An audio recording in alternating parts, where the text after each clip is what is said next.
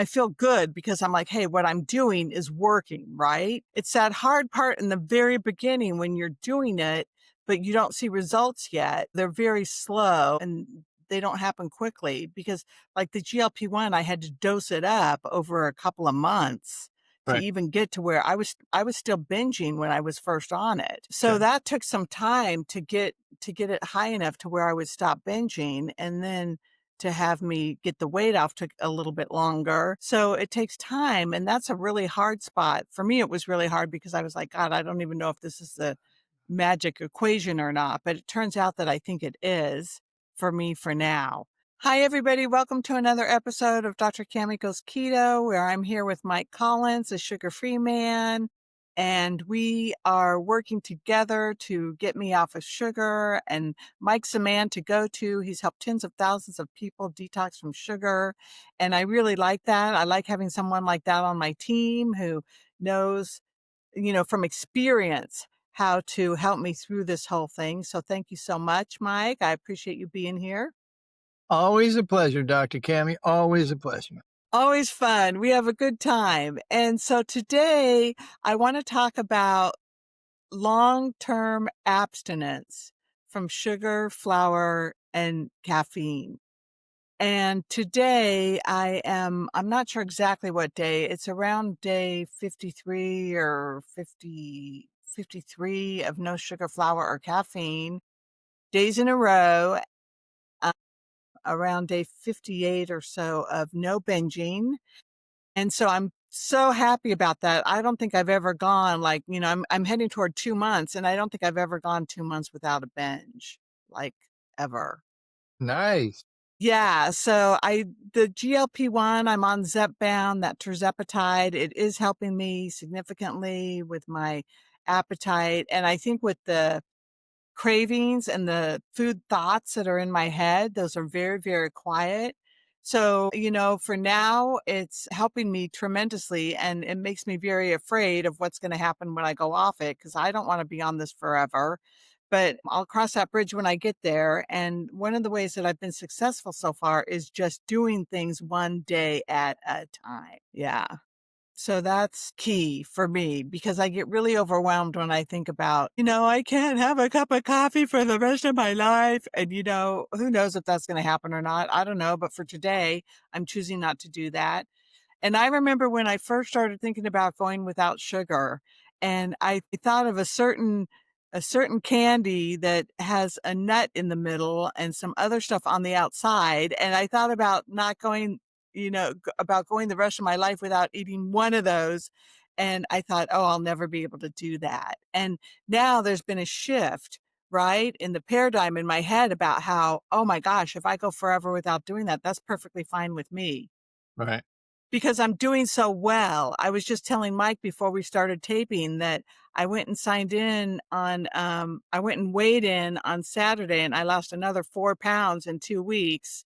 So yeah, that's my first 10 pounds off so far. And, I've got 90 to go, but that's okay. It's a nice little dent. I can notice it. When I'm putting my lotion on, I can tell. And when I'm getting in and out of the car, and when I'm doing my exercise, my knees bend more. And, there's just little subtle things that I'm starting to notice already. So that's really, really good news for me. And that was a 10-pound loss in about 7 weeks. So Wow. that's really what I'm doing great. That's, every 2 months you lose, 5 pounds a month for a year, that's 60 pounds. So that's I'm hoping for, 1.5 to 2 pounds a week, but that's, 5 pounds a month would be great. So yeah, that's where I am with the weight. And that's kind of a byproduct, right? Doing the program. Right. Yeah, absolutely. No, it's super exciting. I mean, it's always good when a plan comes together. I don't know if you remember that show, George Papard, the A-Team. I love it when a plan comes together. It's like, that was his tagline. Anyway, I'm just super excited that this is, finally coming to pass. And it's this kind of day to day. Yes, we're going to talk about long term I don't even, don't like the word maintenance, but the long-term process or the long-term success of it all. But I think you said it earlier. I mean, it is built on one day at a time, and that I know that sounds to people like, whatever, but it is. It's built on one day at a time. Maybe we can do anything for one day, and then all of a sudden it's 6 weeks, 7 weeks, right? And 10 pounds. And so that's and then the spiral upward in positivity is then kicks in as opposed to the one in negativity where it spirals down when you end up, slipping or whatever. The weight or the scale is not your friend. So, yeah, no, I'm super excited. I think it's um, I, you know, I'd like that. I think that I shouldn't say it, but it's true. I think that the abstinence of the sugar and flour and caffeine is helping as much with the food noise as the GLP-1, you know what I mean? I really do believe that. And, so the whole combination, I'm kind of in my practice, in my experience, the GLP-1s are newer, and this, uh, microdosing kind of complement to our work, I think it's got some potential, you know what I mean? I mean, I whatever works, but, tell me your thoughts on the long term of that. What are and do you have a plan, I guess, is what what I'm talking about? And do you feel nervous? Would you feel nervous going off it? Because I think that would be putting in into the long-term plan of it all. And do you think that, like, is there side effects? I mean, tell us a little bit about that because it might be the hottest topic on the planet right about now, and we're recording this in November of '25, late November '25. So are you talking about going off the GLP-1 or going off plan? No, no off plans. No off plan. I'm like, Did "Well, I don't wanna your think mind about going did off your mind plan." actually go there? Did your mind say, "Hmm, maybe he's giving me a break here"? No, no. A big sign that said no and have lots of fear around that is what came up with that because Okay, I like the way my life is going right now. Things are heading in the right upward positive right. spiral direction. And, there's some things that are not involved in my life right now, like sugar, flour, and caffeine. And so that seems to be, for me, for right now, what's working. But yeah, so, we don't really know the long term effects of a GLP-1 for a long period of time. And people are on them for years and years and years, but we're not from what I understand, we're not really sure what that means. Plus, Trump says he's going to make them more affordable, but I don't know. They're pricey for me right now. I'm paying $500 a month to be on this medication. And that's I've tried to go with Roe, who says that your insurance is going to cover it and it's going to be $25 a month. No, that didn't work for me. I tried going through the Lilly website. No, that didn't work for me. So yeah, this is for me what I'm paying right now out of pocket, which is pricey, but for the sanity and what it's doing for me, it's totally worth it. But, I still have the idea that I want to get off of it as quick as I can and I want to be on it for at least 6 months of no binging, I'm thinking. And then slowly I'm going to have to slowly taper off because it took me time to get up to the dose I need. I'm not really microdosing my dose. It's a Okay, high dose. okay, And that's what I needed to do to get it to work for me. So I don't know what's going to happen for me personally as a N equals one for, long-term use on it, but I'm probably going to be on it. I figure for at least probably even almost another year and a half. By the time I go 6 months without binging, that's going to be another 4 months and then taper off. I don't know. Maybe I could taper off in 8 months. That would make it another year that I'm on it. Maybe I would taper off in it, but I don't know. Cause the other thing is too, is that I like the idea of losing the weight, right? And I think that it's helping me, like who knows which is helping me the most, being off of the chemicals or, you know, being on this, but on the GLP-1, I'm on tirzepatide, the Zepbound, and I'm on 10, like 11.5 milligrams a week. So it's a pretty hefty dose. and I still weigh a lot. But yeah, I just know that for me, this is like, I found like a little, the right equation for the solution. It's working for me for now, and doing it one day at a time has really been helpful for me. A glitch in the matrix. Yeah, yeah. But the other, go ahead. Did you? Well, I was gonna ask if there's any physical side. Yeah, there are physical side effects for sure. Nausea is one of them. For you. Not in general, but for you, right? Yeah, for me. Yeah. Yeah. Nausea is one that I've been having. Like today, for instance, I had to be in the backseat of a car for a Uber ride, and I got very nauseous back there because I normally get nauseous back there in the backseat of the car. I do really well when I drive a car. But yeah, so it was not a fun trip home, and heartburn too, but they're not that bad, and they come and go. And I still have an appetite. I still am eating 3 reasonable to small meals a day because I don't want to get off that plan. I did do a 48-hour fast, and then I proceeded to eat a decent amount of food for the next 2 days after that. But still, that was during that 2-week time where I lost the 4 pounds.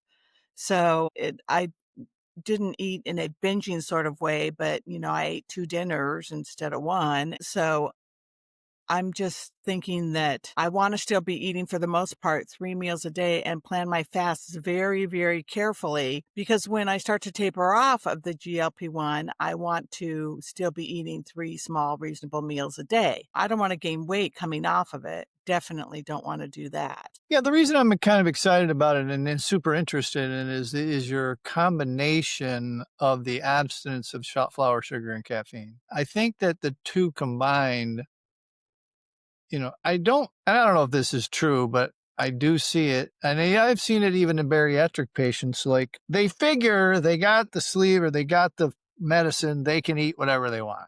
You know what I mean? And that this will fix them or what have you. And the way that you're using it is like seems so more effective, so more logical, from my work where people get off these products and then they fall to the body weight that they want to, or that their body wants it to be. And, if you're struggling with the food noise or the binge or whatever, and you can have a little bit of a boost, that's good, and we'll see. Hopefully it's working out. It is working out. So, but the long-term maintenance in general has to be pleasurable, right? And it's like it has to be something that you're aspiring to.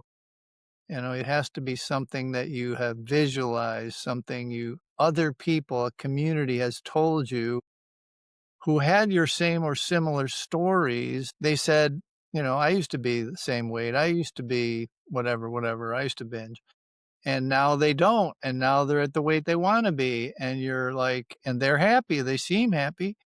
Like, you have to see that, and you have to work at that. You have to have that become your reality, that positive upward spiral. Because if you don't, it becomes restricted and feeling like you're missing out and feeling like, "Will I never again have this and that and the other thing," until you see people who would prefer to be at their goal weight or their, goal health. Let's put it as goal health, putting type 2 or fatty liver in remission or losing the weight.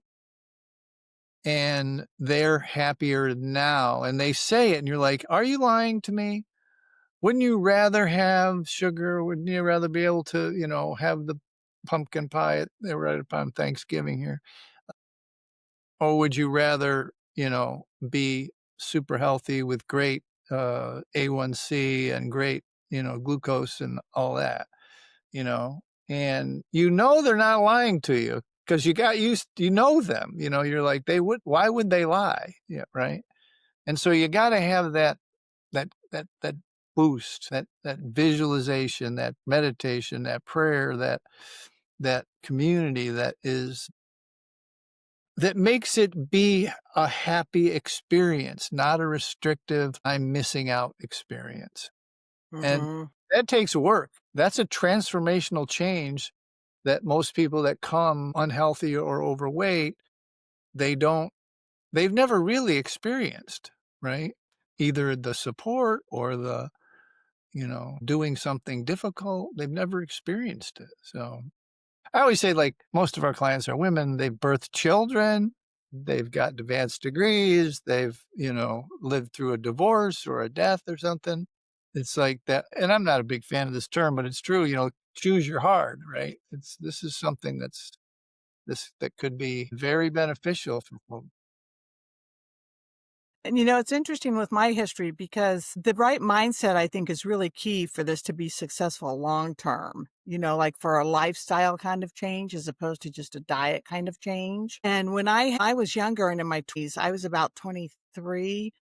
I had applied to medical school. I was going on interviews. I wasn't sure if I was gonna get in because it was very competitive. Half the pre-med at UCSD did not get in. And so I ended up, this is all in retrospect, realizing what I was doing, but I was taking classes pass, no pass because my application was already in. So I started going to the gym like 2.5 hours a day, and I went on this crazy rotation diet where they would rotate your calories like 600 for a week and then 900 and then 1,200 and then 1,500 and then take you back down to 600. I think that's how it went. And Yeah. so I was doing this thing and I was following it to the letter, and I ended up losing a bunch of weight, and and getting in really super good shape. And so that's when I ended up actually becoming a finalist in the Miss San Diego pageant.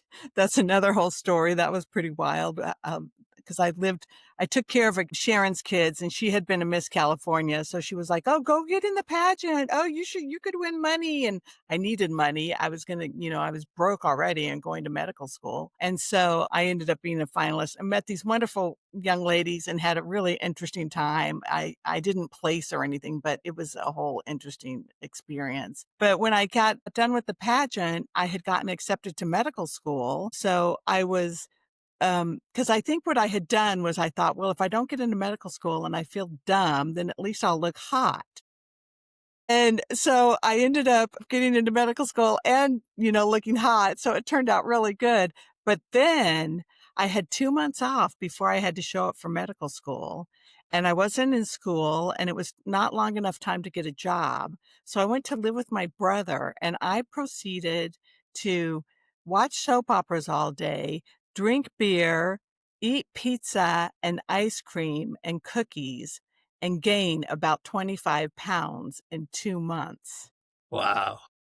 Wow. So that obviously, wasn't the right way to be taking the weight off and for the right motivation, right? Your motivation and your values have to be really in a good, healthy place for something to happen long term and be forever. So I think that's where I am now, is more in a long term forever, because for my health and my liver and my blood pressure and my cholesterol and my heart, my CAC score and, lipids and all those things, and want it to be long term. So now my mindset is more of long term. And I was telling Mike before we started recording that part of me is like in that upward spiral, especially now that I have my first 10 pounds off. I feel good because I'm like, hey, what I'm doing is working, right? It's that hard part in the very beginning when you're doing it, but you don't see results yet.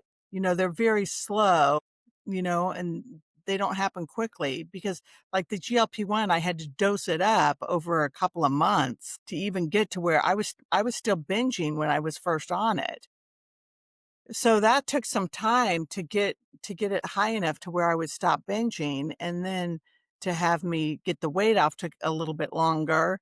So it takes time, and that's a really hard spot. For me, it was really hard because I was like, God, I don't even know if this is the magic equation or not, but it turns out that I think it is for me for now.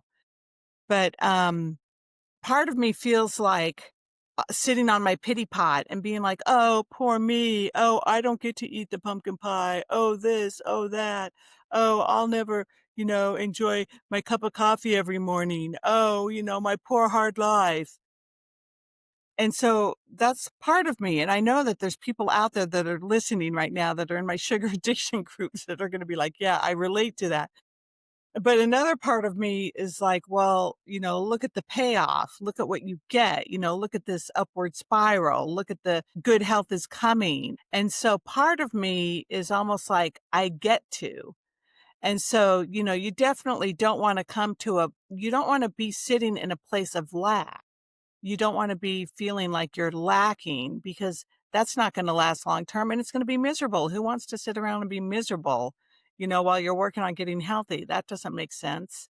Let's look at, I get to do these things. And yes, there are moments where I really miss something or I'll especially when like I see something or hear something on the radio or a memory will come back or I'll turn around the corner and somebody's eating whatever and they look happy. And I'm like, oh my gosh, look how happy they look eating that terrible poisonous thing.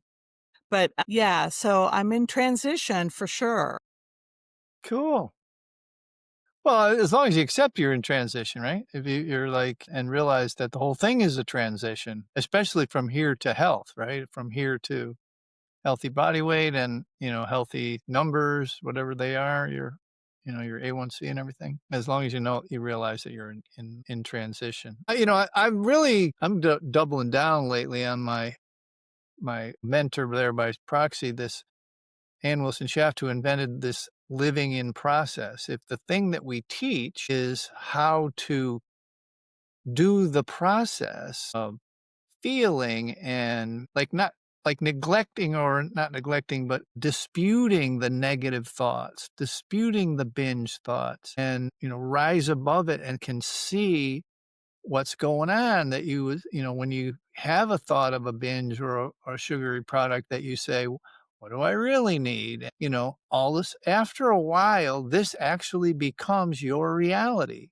You question these thoughts. You question the thought to binge, the thought to use sugar or whatever. And it just keeps getting better. And then you actually start to do the work on the thing that's actually bothering you, whatever that is. So the worry, the fear, the anxiety that you're having in that moment, you drink a big glass of water and or you eat something nourishing instead of satisfying the craving with the sugary thing. You satisfy it with, a solid meal or a solid snack, a hard-boiled egg or a steak dinner, or whatever it is, and then the cravings don't last but 4 or 5 minutes, they ebb and flow. So it's if you're doing the nutrition part of it, you're doing the positive part of it. And that's the real work. The real work is this delineation between your old unconscious behavior and your new conscious behavior as it relates to these drug foods. Let's call them what they are, the drug foods. Absolutely, yeah. So that's it's exciting to be thinking about looking at it in terms of, you know, positiveness, instead of sitting on my pity pot, which is so easy for me to go there. And the other thing I wanted to talk about was the other day when Mike and I called Mike and I said, the last time we were videotaping, you mentioned a year, if you're off sugar for a year, you mentioned that more than once. And that really made me realize that this is starting to be like more than just a 90-day commitment for me. Cause that's what it started out with was, okay, I'm going to do this for 90 days. Well, now that I'm, 2 months into it, I realize that there's time, energy, and effort and work going into this that I don't want to throw away and results too, right? There's results. So I'm thinking more in terms of long term, and that's kind of frightful for me. It's like, that's why I have to go back to one day at a time. But I was talking to my life coach before I got on with Mike today, and we were talking about gamifying it, like make it a game, like gamify it. And he said, well, what are you going to do when you get to 90 days? How are you going to celebrate? And I knew that I didn't want to, every once in a while, part of me goes, I'm going to celebrate with this and this and this to eat, I'm going to go eat this, and this. But the majority of me is getting away from that and thinking, "God, I don't want to do that. I'm working too hard and feeling so good and having results and, your whole life is brighter and happier, and I just think I don't wanna give that up. So we talked a little bit about, what do you do at 90 days? What am I gonna do at 60 days? What am I gonna do at 6 months? What am I gonna do at a year? And it was a really fun conversation to have and to think about. And I'm thinking that what I'm gonna get to do at a year is go down into my garage and go shopping because I have a lot of cute, really cute clothes down there that in about a year will maybe even less than a year, a lot of them will be fitting me. It depends. They vary in sizes down there. But, yeah, so, that's something that I'm really looking forward to and making it more of a game. And then thinking, well, gosh, I don't want to quit at 90 days because at 6 months, I'm going to Glen Ivy Spa and I'm going to sit up there and spend the day at the spa and get a massage and go mud bath and go to the hot springs and hang around and have a good old time at 6 months. That's going to be in April. So, April, end of March or beginning of April, something like that. So, yeah, these are things to look forward to in life. I love it. And that's part of the work because a lot of times when you're in it, if you will, and you're down, it's not a mental depression, quote unquote. It's your dopamine and everything's down regulated. You don't have the feel good chemicals to have this positive attitude that you're having now. And every time we have a conversation now, since you're almost 2 months off of this stuff, it just keeps getting more and more positive. And you have to reward that, as your life coach would say. You have to reward the goals that you meet that you've set for yourself, either be time or weight or whatever, just reach a milestone, you celebrate and look forward to it, right? As opposed to, down in the dumps, can't have this, can't have that. I gained another pound like that. I'm a big believer in that. I really am. I'm living a life that's, if you knew if the audience knew my backstory and where my family still ended up, you'd understand that it's a progressive. What's the Zig Ziglar says? Success is a progressive realization of worthwhile goals. I mean, I think that's so true, and it's never one of the things I think that the hangover exists from the diet industry and the quick fix industry is this same thing you're just describing by proxy is like somehow you think that if you do this for X amount of time, you can go back to whatever you think or whatever you used to have as a quote unquote regular life. And that's just not true. And you have to accept the times in your life where there was just a big change when you got married, when you had children, when you started a new career, whatever, where you're not able to go back to what was old or and you have to be looking forward to whatever bumps and bruises and ups and downs that you have getting to that life. You have to endure and look forward to because there will be bumps and bruises and ups and downs on your way to a positive future, right?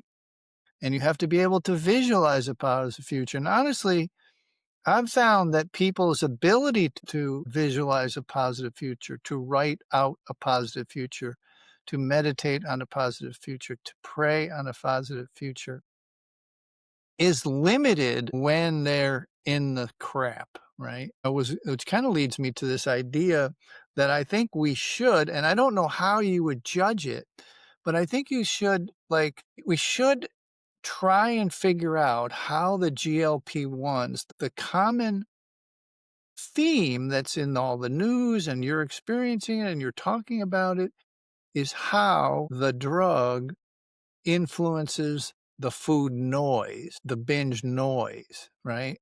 And how are you experiencing it? Like, try and separate them, you know?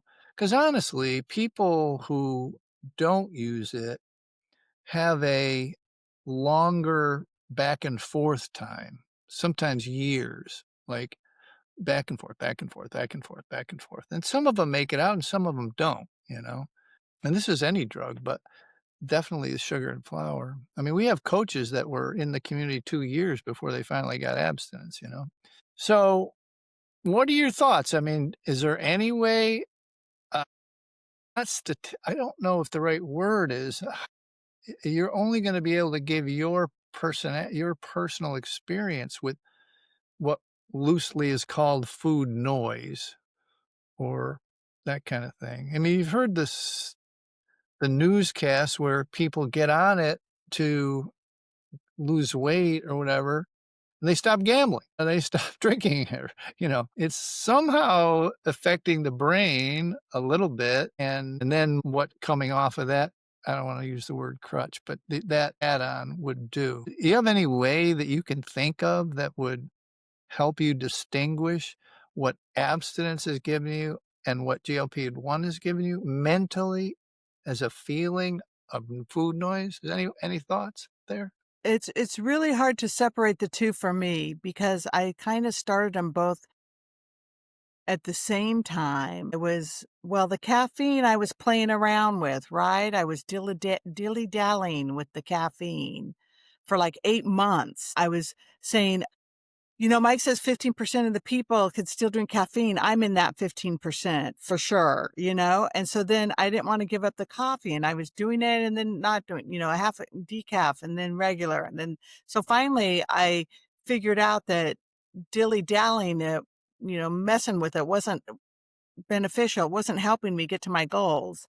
So that's when I made the decision. About the same time I started the GLP-1s, I just said, I can't 'cause I had been in the sugar community for over a year and a half, trying to get off of this sugar, and I didn't wanna be there doing the same thing, trying to get off for another 2 years and just not being able to do it. So that's when I quit doing the caffeine completely and said, "Hey, for 90 days, let's just clean the slate completely. Let's get on a GLP-1." And the way I could describe it is that, there's voices in the back of your head that are chattering all the time, that are saying those negative derogatory things about yourself.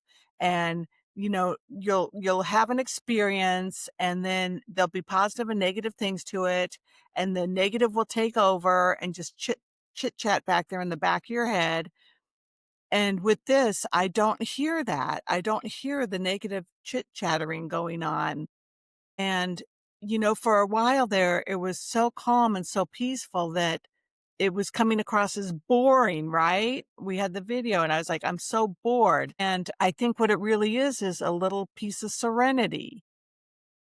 I have this peace and calmness that goes on in the back of my head. And there's a little serenity to it, and it's very new, it's very different, it's a little bit uncomfortable, I'm not quite sure what to do with it, I'm not used to it, and so I'm learning to embrace it and just be grateful for that, but I can't really separate it's really hard for me to separate the 2. Now it's gonna be interesting to see what happens when I pull off of the GLP Yeah. because that's gonna be gone, and we'll see how much serenity sticks around in the back of my head. Okay. Yeah. No, I love it. And I think it's a valuable science experiment as well as a personal one, you know what I mean? And I was kinda thinking the same thing, and you kinda got there before I did, like, what's gonna happen without it kinda thing. Now, I mean, the linchpin of or the description of when you finally quit caffeine and something kicked in, kinda interesting there for me, you know what I mean? Like, how much of the wired together, fired together stuff is real. I know it is because we've had so many success stories, but um, could be part of it. I mean, every day that I do this, I know that this is a dopamine dysregulation problem, not a food problem, not a calories problem. It's none of that. Exercise problem. You don't have an exercise deficiency. You don't have a calories in, calories out deficiency. You don't have a macros deficiency. You have a whole food deficiency. You have a dopamine dysregulation, serotonin upset, freaking GABA deficit. It's just in your brain that is running the show.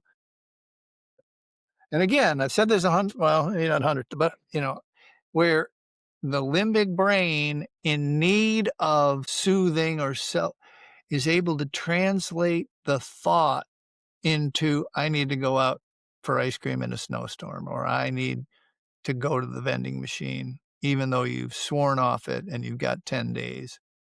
It can create a behavior and an action that is it's a behavior and an action that you actually believe and you actually execute on.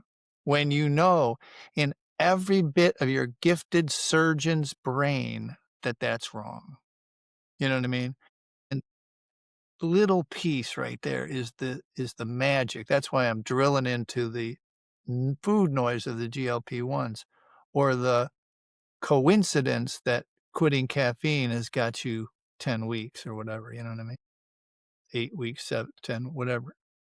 And so I don't know the answer yet. I don't think anyone can. I don't know we'll have the diagnostic tools for 50 years to make that decision. It's too seems way too complicated that we will know how the frontal cortex receives these thoughts or these behavior cues or prompts, execute on them in spite of years of pain and deep intellectual understanding that we shouldn't be executing on. Well, and that's why I think it's working somewhere in the addiction portion of the brain, you Right. know? It's in that addiction part because they quit gambling, they quit drinking, they, quit shopping too much, they quit surfing the internet, they quit their phone, they quit all that stuff they do on their phone. Yep. Yep. It's amazing to me. That was one of the most amazing results, outgrowths, or whatever of the fury that is GLP-1s. It's just that this thing started coming out. I mean, you heard all the negatives and stuff. You kind of expected that people react differently to outside substances, but that one part of it is super interesting to me, just super interesting. I don't know if it's for everyone or just some people or what. Hard to tell, you know. Everybody had I think one of the main things, and I think here's my belief. Let me future pace you, is that 6 months you're going to go to the spa, you're gonna be down 40, 30, or 40 pounds, and you're going to decide sometime to go off it. And that's where the real experiment for history, for medical science, because if you did it and you're able to do it and it's not that bad, or you had to do a little work around that when you let go of it. You had to double down on things that had been working. And then you and I, or you guide 5 or 10 other people through the process with what we could call GLP-1 assisted sugar detox or, ultra processed carb detox. And, they kind of traverse the same thing and the physical's not that bad. They lose the weight and then you titrate them off, right? Now we're talking about a true medical breakthrough because I have not heard of anyone in the 3-year fury that this has been where they planning on doing it for the rest of their life. I think the average is 9 months or something, they get off it and they gain or whatever. This data is now coming, but this data that we're describing could be more valuable than this. Again, no one's doing this long term. No one's taking this drug for the rest of their life so that they can eat whatever they want. I don't think the body would handle that. I don't think it could. I think the bad products would catch up with the body regardless of the weight. I would keep wanting to look up Amy Schumer. I saw a quick glimpse of her and I heard that she had deleted all of her, she was always a little bit overweight, a little pudgy, right? But she is like rail thin. We should do that right now. But I mean, I don't know the answer, but it's a great question, a great thought line and you're the perfect person to do it. Yeah, time will tell. Time is going to tell what's going to happen with me as it has so far with our journey together, where, I was struggling at the beginning and I was still binging, and you would say, just keep with it, just keep with it. And now I'm not. We'll see. This morning when I was I had on my food plan for breakfast, I had sardines and bacon. I was walking home from my yoga class and I didn't want to eat sardines and bacon. And I said, okay, Cammy, fine, just eat hard boiled eggs and bacon. You can eat hard-boiled eggs because I'm not a fan of sardines still, but I eat them. And then I had this conversation with myself and I said, well, your ketones have been kind of low because you ate this apple. I ate an entire green apple. It was a small one and it bumped my ketones down to point 0.2 for like 4 or 5 days. And I'm trying to get them back up. And I said, I knew that if I ate the sardines and the bacon, that my chances of my ketones going up faster is greater. And so I decided to eat the sardines and the bacon for that reason. But I'm just hoping that that reasoning and that, as I make those decisions, those healthy decisions, more and more and more over time, that pattern gets embedded into me so that when I pull off the GLP-1, I still have those ideas and those habits and those thought processes going on. My Yeah, biggest fear is that I get off the GLP-1 and then, "Oh, it's go eat this, go eat that." I don't think that'll happen. I don't think it will either, but, we'll You're see. growing your neural pathways. It's almost like a cast helping a broken leg, you know? Yeah, It's I hope so. yeah. It's just, it's you're still kinda walking on it, but like one of those foot casts or whatever, but, it's helping you heal, and the same thing here, it's helping you heal. Yeah. Alright, so we'll see. This was an interesting one today, a lot about GLP-1 and what's going on with me with that, and looking forward to our next video together, Mike. Yeah, me too. It's always a pleasure, always. Lots of fun. Alright, everybody, thanks a lot for following us. Subscribe and comment, and everybody take care. Happy Thanksgiving. Yep. Bye-bye.